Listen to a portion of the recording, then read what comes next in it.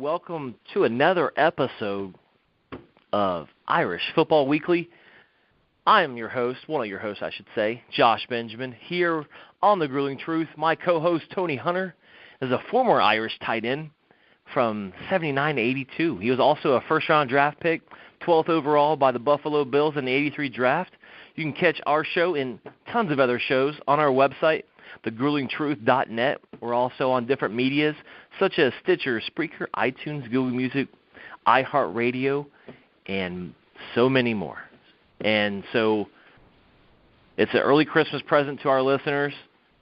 So happy early Christmas to all of our listeners out there, whether you're a new listener or you're a loyal listener. Welcome back to Irish Football Weekly. Tony, my man, it's been a long time. How you doing today? I am doing fantastic, Josh. I tell you what, it's a great time of year. You've got Christmas right around the corner. It's coming up. You've got college football ready to head into the playoffs. The NBA's starting to heat up a little bit. And lo and behold, today is college football signing day. So we should hear who's going to be – well, I think it's the next 3 days, guys have to make their decision and sign their letter of intent to the colleges that they intend to go to. So I'm expecting Notre Dame to have a big recruiting year this year. I'm talking top 3, top 5 recruiting year with the type of season that we've just had. We just went undefeated.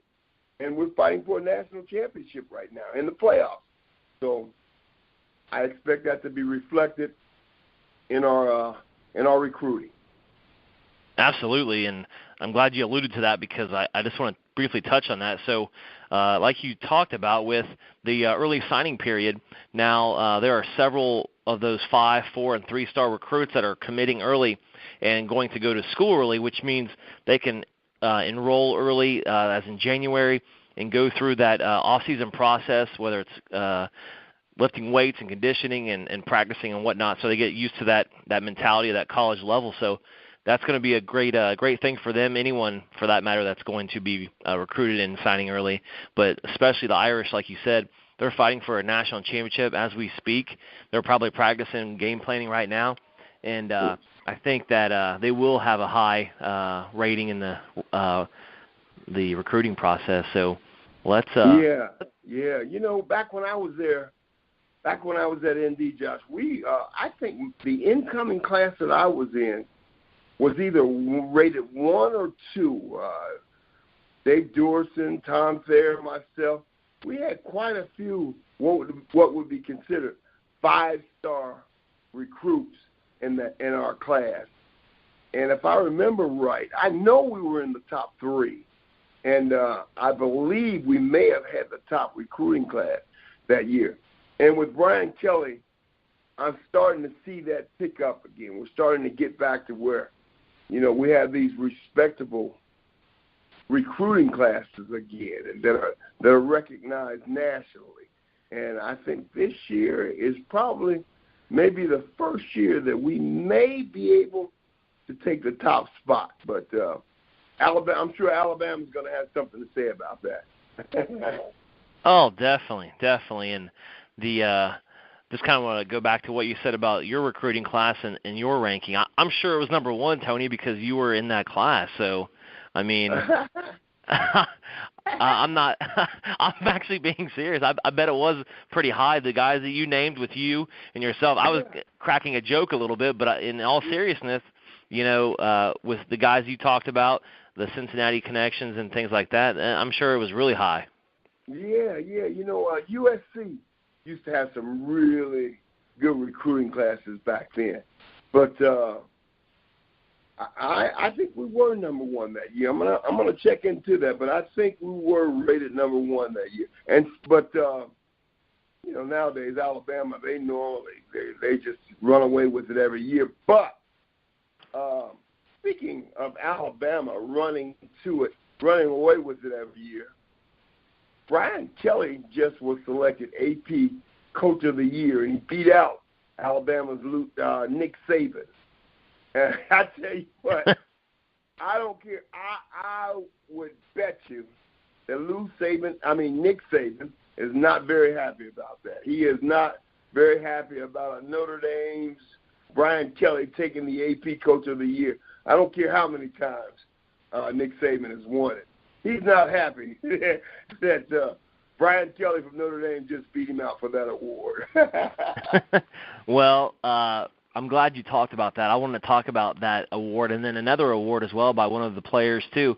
So Associated Press Coach of the Year, Brian Kelly, got named last week. And I looked at some different stats of his own and compared him to former Notre Dame coaches. So him along with Lou Holtz, Ara Parseghian, and Knute Rockne all were able to have 3 seasons of 10 wins or more. They're the only 4 coaches in Notre Dame history to have 3 seasons of 10 wins or more. Wow. In their resume there as the Notre Dame football coach. So that's awesome. Like you said, the last, 3 out of the 4 seasons were 10-win seasons, 2015, 2017, and this year, of course. So very high respect for Coach Kelly and those names that he mentioned. Impressive. Definitely. And so some other quick things I just want to talk about award-wise and kind of some fame, I guess I should say. Ian Book was on the front page of Sports Illustrated, and so he's getting some notice there, and I'm sure he'll be in the discussion for when he gets drafted and when he's going to go out and possibly get an agent and get ready for that NFL draft. But he was on the front page of Sports Illustrated. And then Right. Drue, is he a junior? Well, he's a junior this year, correct? Yeah, he is definitely a junior, and so they got another year. He's eligible for next year's draft, and that's scary because, man, a guy like him that's really been, in the limelight, playing in these big games. It depends on how he does in the playoff games against, first of all, Clemson. But I think there's going to be a lot of interest from the NFL in him. But on the flip side, if he comes back to Notre Dame next year and plays one more year, he may be the leading candidate to win the Heisman Trophy. So that may be the lure that brings him back for one more year at Notre Dame, and I certainly would welcome that. I'm with you on that, and I think that could take him and bring him back to South Bend. But with him, and then the other guy I was going to mention was Drue Tranquill. He won the Danny Wuerffel Award.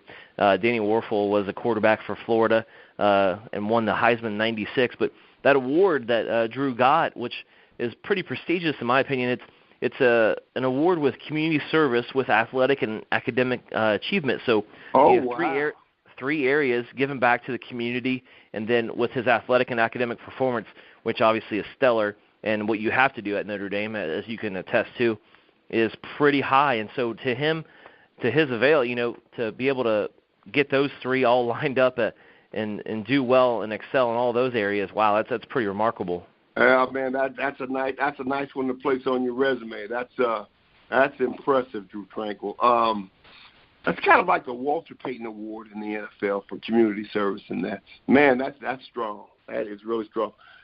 Speaking of awards, this may be going off base just a little bit, but the Pro Bowl selection was yesterday. The NFL Pro Bowl selection, and former Notre Dame guard Quentin Nelson. Yes. From the Colts. He was selected to the Pro Bowl in his rookie season. That's impressive. Back when I played, I made the all-rookie team, and I walked around. I felt 10 feet tall walking around, so I can only imagine how he feels right now. I'm making the Pro Bowl in his rookie year. Zach Martin and Harrison Smith made the Pro Bowl as well, former Irish guys. And one more thing I wanted to mention while we're talking about awards. I wanted to give a shout-out to Notre Dame's offensive line coach, Jeff Quinn. Yeah. Man, when you think about how Notre Dame lost 2 top 10 National Football League draft offensive linemen last year. We lost 2. Not 1. We lost 2 top 10 picks. And we come back this year. We've got a new coach. We've got a new running back, basically new offensive lineman. Dexter Williams, our running back this year for Notre Dame, had almost 1,000 yards in 7 games. You know, he missed the first few games of the year, but he almost ran for 1,000 yards. So Jeff Quinn deserves a lot of credit as the offensive line coach for Notre Dame for getting those guys up to speed, getting them ready to play, and they've been playing some solid football. So I'd like to give Jeff Quinn a shout-out. I don't even think they have a national award for offensive line coaches, but if they did, he should win it this year. Oh, without a doubt, and I'm glad you talked about that because he definitely does deserve that. I saw several articles about him, and then, like you said, with the top 10 picks from last year leaving and going to the NFL to replace them and still do well is outstanding. So kudos. Oh yeah, if you lose two offensive linemen, 2 top 10 picks like that, that can throw you back on your offensive line for a few years. And you have to bring in freshmen and get them up to speed over a couple of years. But, man, he stepped in there, and they didn't miss a beat. That offensive line didn't miss a beat this past year. So kudos to Jeff Quinn. Well, speaking of coaches and getting ready for big games, I don't know if that's a good segue or not, but let's talk about this big game coming up here December 29th, 4 p.m. Eastern Time down in AT&T Stadium, Arlington, Texas. We got our Irish going against the Clemson Tigers. And before we jump right in here, Tony, I got some questions. I'm playing devil's advocate here, okay? And so I want you to give our listeners some insight. And then actually I'm going to talk about some listeners' responses on Facebook, which I'll talk about our page here shortly. But here are some questions. So on December 29th, when the Irish play, it will be 5 weeks, so 35 days to the day in which they played their last competitive game against USC. How, as a player, can you stay focused for that long? I'll tell you what, and that's a touchy one because when you're inactive that long and the opponent that you're facing is actually playing in its conference title games, which they're playing top-level college football, I mean, really going at it, I think they're at an advantage when they continue to play like that, with one exception. When you get a chance to rest for that many weeks, you get a chance to heal up. And the next time you're in battle, you're really ready to get out there and hit somebody. So that's an advantage that I think Notre Dame has. We've had a chance to get healed, to get healthy, get rested. And I think they'll be ready to play some physical football come the 29th in Dallas, Texas, in the Cotton Bowl against Clemson. But as far as Clemson has to play in their conference championship games and that, and so they had that advantage to continue playing top caliber college football. But Notre Dame, I think the rest was welcomed by Brian Kelly, and I believe Notre Dame ended up going to the Cotton Bowl site a week or two before Clemson arrived. So Notre Dame got there early, and I'm sure they practiced it. I'm sure they're probably having some physical practices to get ready for this game because it's going to be a physical game. Well, that is well stated with the time. Well, they have finals, which I think is obviously important for especially at Notre Dame. But that time of getting rest and getting recovered and those bumps and bruises and things like that, that's so crucial. And then of course keeping your stamina endurance through workouts and things like that, like you mentioned, practices, and I think that's really crucial in the process of continuing to get better because essentially when let's say worst case scenario something bad happens on December 29th, and I don't want to say because I'm not that type of person, but they literally have to probably will take maybe a week break, and they'll get back in the weight room and get back into conditioning for the following season. So it's been a long season for those 4 teams that are competing for the national championship. So these guys, need to obviously stay in shape and also get some rest at the same time. So 35 days, and Clemson will have roughly 28 days. So both, around a month. Both teams should be well rested. Both teams should be well rested. And so my next question is, and this goes basically right into the game, how do the Irish win this game? How do they beat the Clemson Tigers, Tony? I think it's going to come down. I think Ian Book is the wild card in this game. Clemson, with that defensive line, from what I hear, they have about 3 or 4 guys that are going to be NFL first-round draft picks. At least two or three guys, we'll say, that are going to be NFL first-round draft picks. So it's going to be tough to run the football. It's going to be tough to pass the football. But I think if Ian Book is on, like he can be, I think that's going to loosen things up for Dexter Williams to run wild. So I think Ian Book is actually the wild card in this thing. And if he's on target with his short, intermediate, and long passes, I believe that's going to open things up for Dexter, and I think will be tough to stop. But if Ian Book is struggling, if they're getting to him with the pass rush, I think it's going to be tough for us to run against them. And I think it's going to be a tough night for us. But if he's on and they come out and they're hitting those short passes with him and mixing it up the run with Dexter Williams, I just think we have a really good shot. We'll be tough to stop.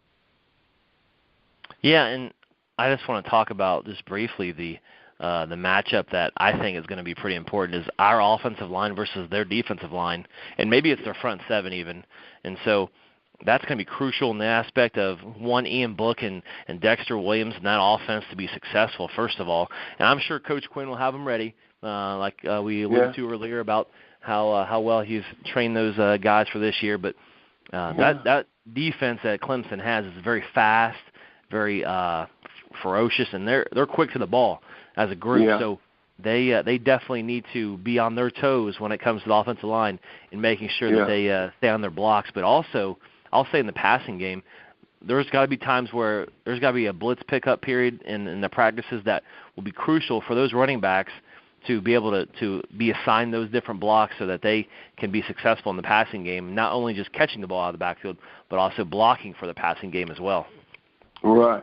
Yeah, Coach Quinn, offensive line coach, Coach Quinn, I believe he came from the NFL. It's my understanding that he's been a good friend to Coach Brian Kelly, and for a long, long time, I think he's been everywhere Brian Kelly has been on the coaching circuit. And when we lost that offensive line coach last year, Brian Kelly brought on Quinn then, but they've been together for a long time. But Quinn has been coaching on the college level.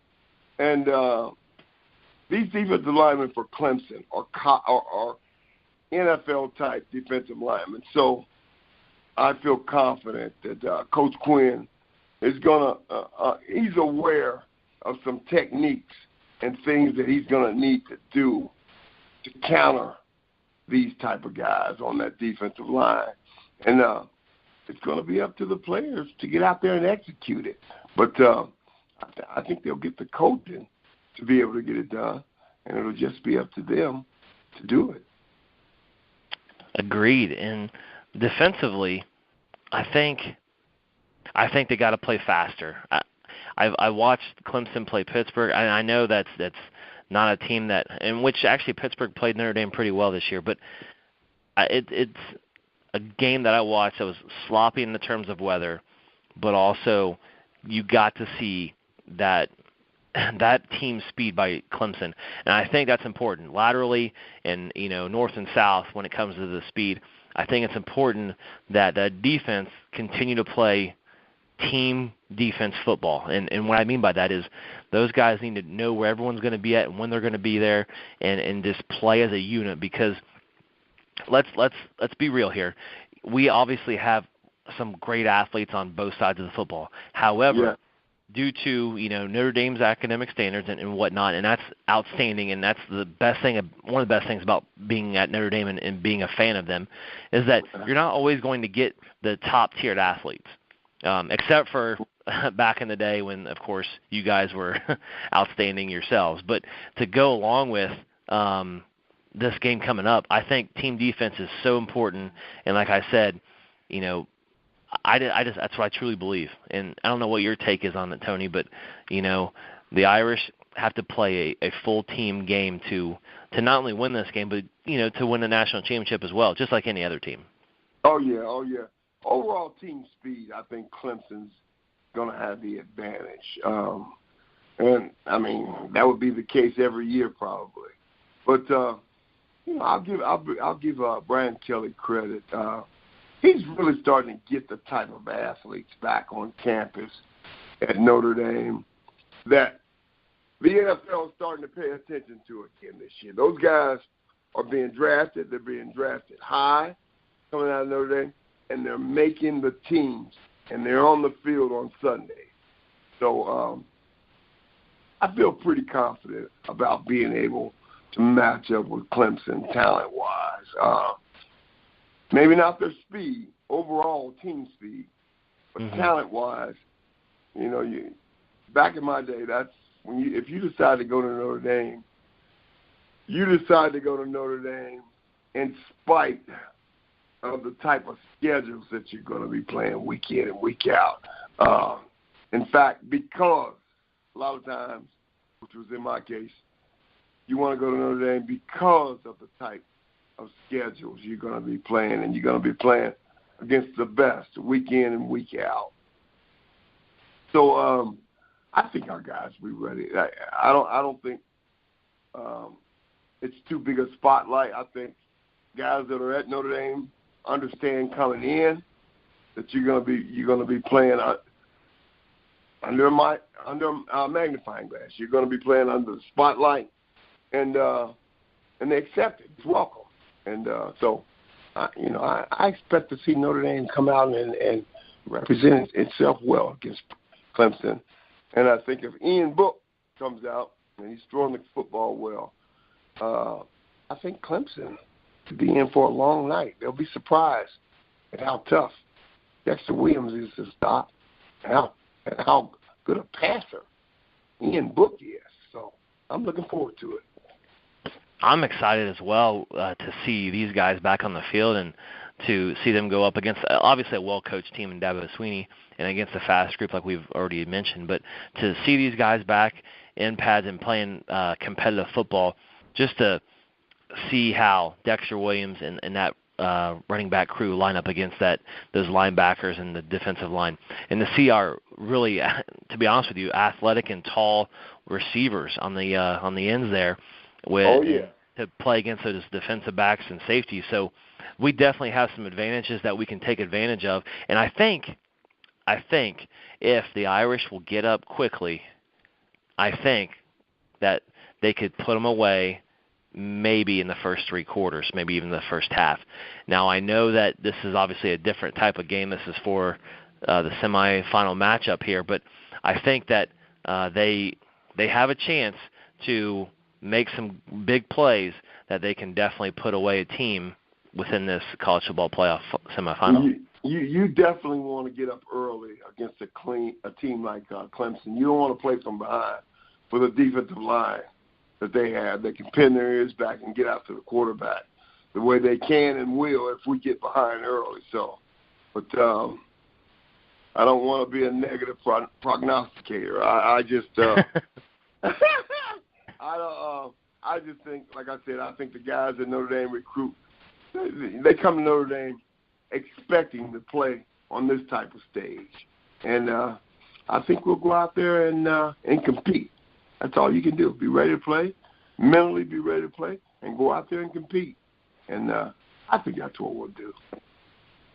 Yeah, and I think with the coaching preparation, the game planning, the 35 days off, the ability to get in the weight room, get out there and run a little bit, to practice and have some tough weeks.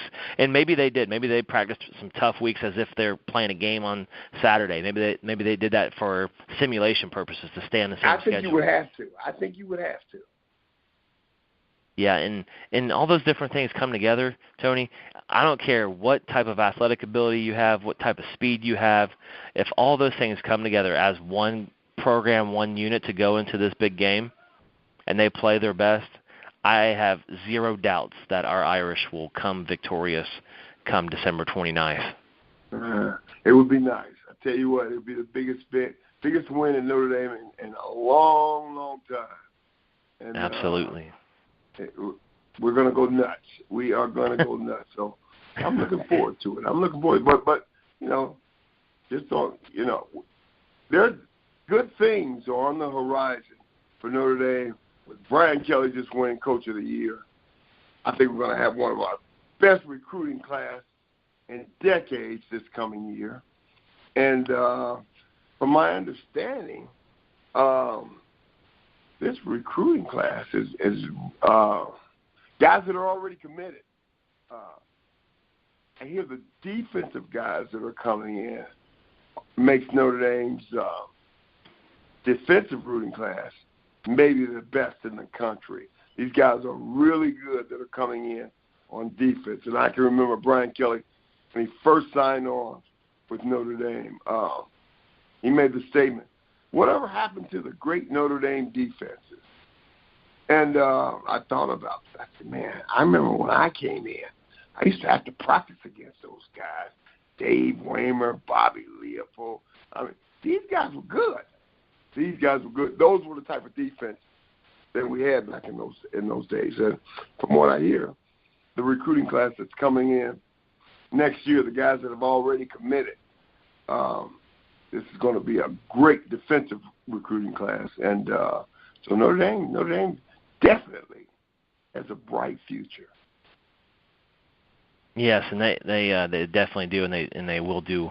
They'll do well with that process. But I do want to touch on some listeners and what they said on our Facebook page. By the way, listeners, if you want to follow us on Facebook, go to your Facebook page there and search Irish Football Weekly to find us and like and follow our page. So we appreciate all the listeners and followers with that and all the likes for our comments and whatnot. So just wanted to give a shout-out to them. But they also mentioned when I asked the question about how the Irish are going to respond or what's good about this big layoff, and great rest for the team for the last half of the season because they've traveled almost 8,000 miles in that last half of the season. So that's a great time to be basically relaxed and rested for that. And then they can regroup and focus on one opponent instead of multiple coming up, which could possibly be multiple. That's the goal, but to definitely focus in on that. So, but anyway, I just want to throw out some shout-outs with that. And then I want to jump in to discuss quickly the 3 toughest picks records. I'm not going to brag or anything, but I am going to say just quickly and briefly, because I know we're on a time crunch here, but I was 15-12. And you were 14-13, which means I win this year for the first time in 3 years. Congratulations. So I'm 1-2 overall. You're 2-1. But I just want to say that out there because I just want to do. It's all friendly competition, of course, listeners. But we like to talk about those things too. But anyway, let's move on. Let's quickly go to Irish prediction time, and then we're also. Go ahead. As a footnote, put in that I'm working on Saturdays and the weekends, and I haven't been able to follow college football as much this year. So that, in part, is the reason why you're winning these. Oh, here we go. We have. I know. Josh. Great job. I'll get you next year. I hear you, and I can't wait for that as well. So. Now, after the excuses, let's move on to – no, I'm just joking. the Irish prediction time, as we usually do to end our show. So, Tony, I'm going to give you honors, of course. What's this prediction score look like on December 29th for the Irish? I think it's going to be a tight game. I really do. I don't think it'll be a particularly high-scoring game, but I'm going to say 31-28, Notre Dame wins. I think our defense is going to step up to the plate. And as I said, I hope Ian Book is on fire because that will allow for our offense to really be flexible, both running and passing the football, short, intermediate, and long passes. And so I'm going to say 31-28, Notre Dame wins. Okay, so 3-point ball game for you. I'm going to go a 4-point ball game. I'm going to say 27-23 Irish. The Clemson Tigers are going to have the ball last, and the defense is going to shut them down to take the game to be victorious and move on to the championship game. So 27-23, and if they win, which it sounds like because we predict pretty well this year. So by our predictions, they're going to play on January 7th in Levi Stadium in Santa Clara, California, for the championship against either Oklahoma or Alabama. So wow, we'll see. Wow, wouldn't that be incredible? Wouldn't that be incredible? That would be exciting for sure. So, well, Tony, it's been awesome. It's been a long time, but it's been great, and just wanted to reconnect a little bit and give our listeners an early Christmas gift. So, all right. Well, it's been a pleasure. Merry absolutely. Christmas out there to everybody, and as always, go Irish. Let's get it done. Absolutely. So for Tony Hunter, I'm Josh Benjamin, and that's our show, Irish Football Weekly, here on The Grueling Truth. Don't forget to go on our website, thegruelingtruth.net, to find other shows of your liking with multiple medias that we have our shows on, such as Stitcher, Spreaker, Google Music, iTunes, iHeartRadio, and tons of others. I can name them all. So Spotify as well. So for my co-host, Tony Hunter, this is Josh Benjamin signing off for Irish Football Weekly. Go Irish. Peace. Go.